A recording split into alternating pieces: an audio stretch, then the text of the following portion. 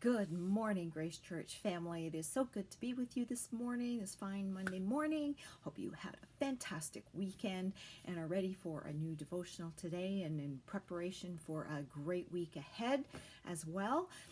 The topic for this devotional this morning is help.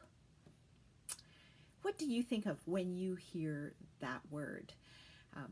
Is it someone or something to assist or aid you in getting perhaps a project done?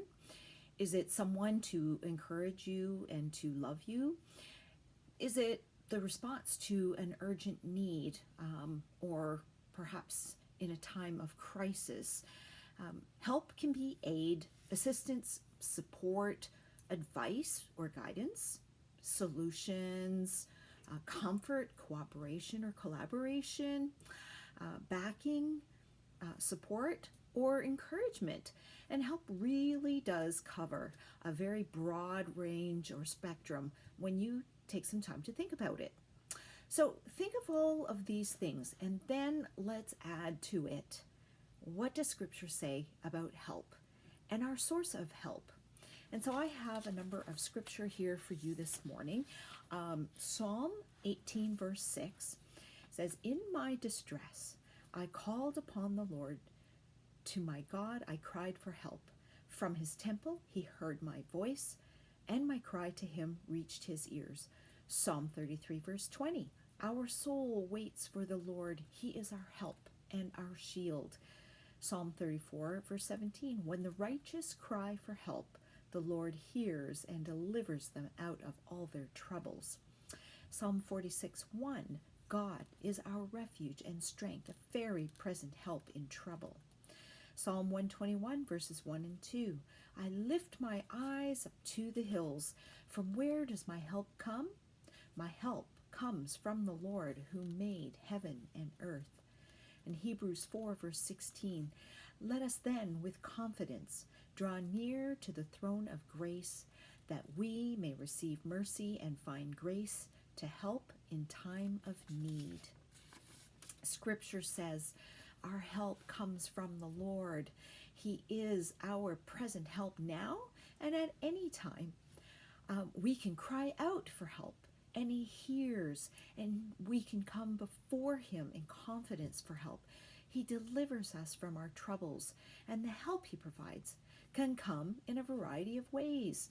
He provides refuge and strength.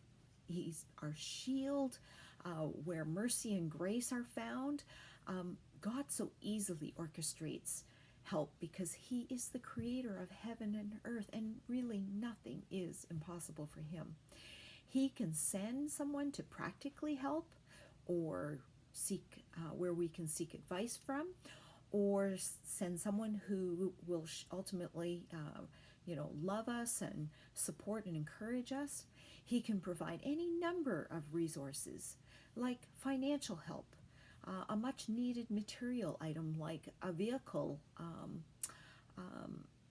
or meals. Or you might hear a word timely spoken through a message or through his word. You basically get the idea that God's ways to help us are as endless and end up being more than we can think on or imagine. I think the key is to realize and understand and know in our heart that, and from Scripture, that he is present, and to believe that he can and desires to help us. COVID is a perfect example of a time for us to see our great need for him by increasing our awareness so that we will call upon him for the help that we need. Seek God in everything. He is interested in you, and he's interested in me.